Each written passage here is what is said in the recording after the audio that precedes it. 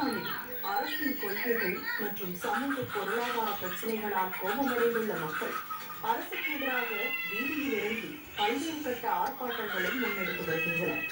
இதனால் நாடு முழுவதும் குழப்பம் அதிகரித்து மக்களும் பாதுகாப்பு அமைப்புகளும் கடுமையான சவால்களை எதிர்கொள்ளும் சூழல் உருவாகியுள்ளது.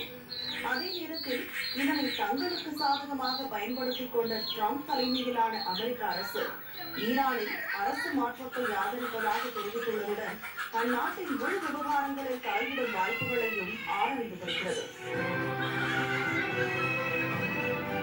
ஏற்கனவே ஈரான், இஸ்ரேல் மற்றும் அமெரிக்கா இடையேயான மோதல்கள் நாட்டை வெகுவாக பாதித்துள்ள நிலையில் புதிய தாக்குதல்களோ அல்லது மோதல்களோ ஏற்பட்டால் பிராந்தியத்தின் நிலைமை மேலும் குழப்பமடைந்து அரசியல், பாதுகாப்பு மற்றும் சமூக அமைப்புகளுக்கு பாதிப்பு ஏற்படும் அபாயம் உள்ளதாக புவிசார் அரசியல் நிபுணர்கள் எச்சரித்துள்ளனர். இந்த விவகாரம் ஈரான் மட்டுமின்றி மற்ற இஸ்லாமிய நாடுகளிலும் பிராந்திய நிலைத்தன்மை குறித்த பதற்றத்தை அதிகரித்துள்ளது.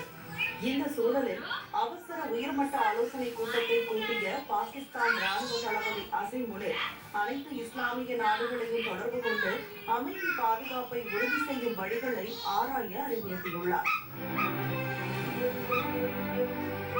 பாகிஸ்தான், ஆப்கானிஸ்தான் இடையேயான எல்லைகளில் ஏற்கனவே பதற்றமான சூழல் நிலவி வரும் நிலையில் தற்போதைய சூழலால் ஈரான் எல்லை பகுதிகளிலும் அதே நிலைமை ஏற்பட வாய்ப்புள்ளதாக பகுப்பாய்வுகள் தெரிவிக்கின்றன. இதனிடையே நிலைமையை மேலும் சிக்கலாக்கும் வகையில் அமெரிக்கா தங்கள் படைகளை பாகிஸ்தானின் வான்பாதை வழியாக கொண்டு செல்ல அனுமதி கோர வாய்ப்பு அதிகமாக உள்ளது. அமெரிக்காவின் கோரிக்கையை பாகிஸ்தான் மறுக்கும் பட்சத்தில் அந்நாட்டுடனான வருங்கால உறவில் பாதிப்பு ஏற்படும் அபாயம் உள்ளது.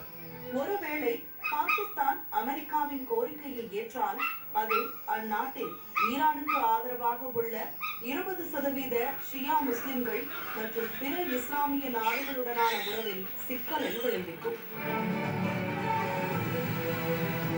முந்தைய ஆண்டு பாகிஸ்தானில் வன்முறை அதிகரித்து பல்வேறு பிரச்சனைகளை உருவாக்கியுள்ள நிலையில் பொதுமக்கள் மூலம் புதிய கலவரங்கள் எழுந்தால் நாட்டின் சமூக அமைப்பு, பாதுகாப்பு மற்றும் அரசியல் சூழ்நிலை